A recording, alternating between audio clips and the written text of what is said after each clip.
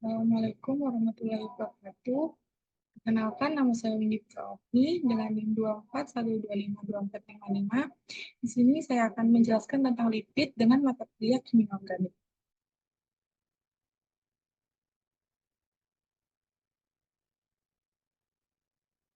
Lipid merupakan biomolekul penting yang berfungsi sebagai sumber energi komponen struktural dan molekul fungsional. Gliserol menjadi cadangan energi utama karena menghasilkan energi paling tinggi dibandingkan karbohidrat dan protein. Struktur kimia lipid menentukan perannya, seperti minyak dan lemak sebagai penyimpanan energi, serta fosfolipid dan sterol sebagai penyusun membran sel.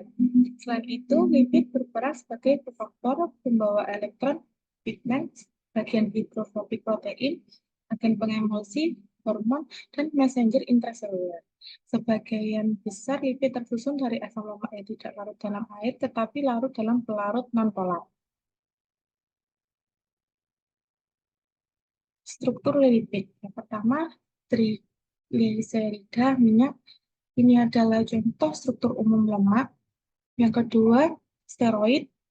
Ini adalah contoh struktur dasar steroid. Yang ketiga, gliserofosfolipid. Yang keempat, sphingolipid.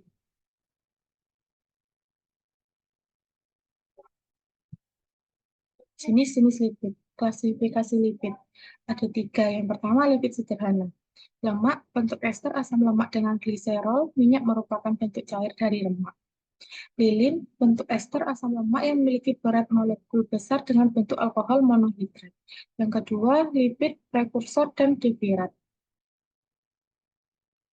Contoh lipid kategori ini adalah asam lemak, gliserol, steroid, aldehid lemak, keton budis, lipid yang berlarut pada vitamin dan hormon.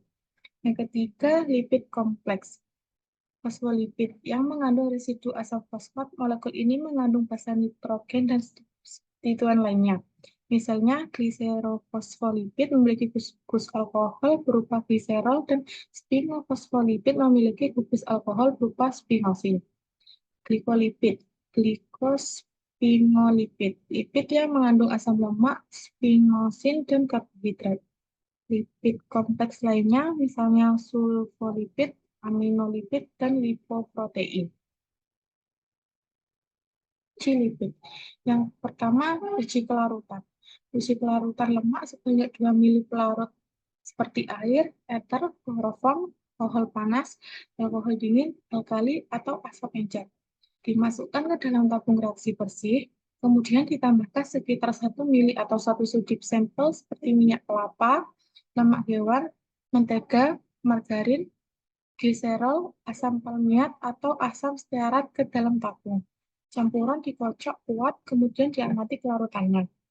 Derajat kelarutan dinilai dari hasil pengamatan langsung. Bila kurang jelas, campuran disaring ke kertas saring, pelarut diuapkan di atas gelas arloji, atau pada tidaknya residu yang tersisa digunakan untuk menentukan tingkat kelarutan zat.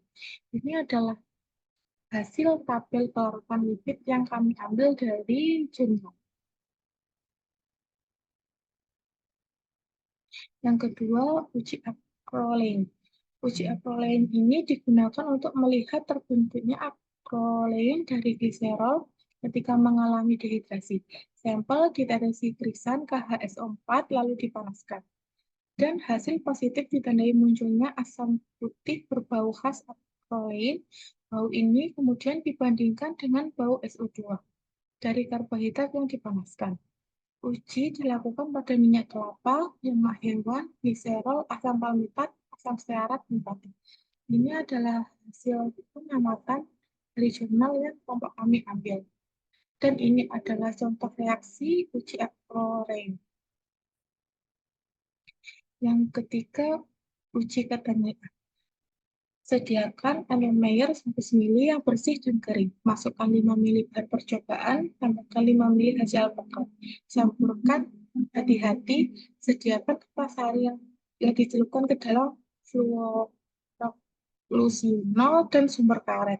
Masukkan serbuk CaCO3, segera tutup dengan sumbat karet yang dijepitkan kertas fluorolusinol sehingga kertasnya tergantung.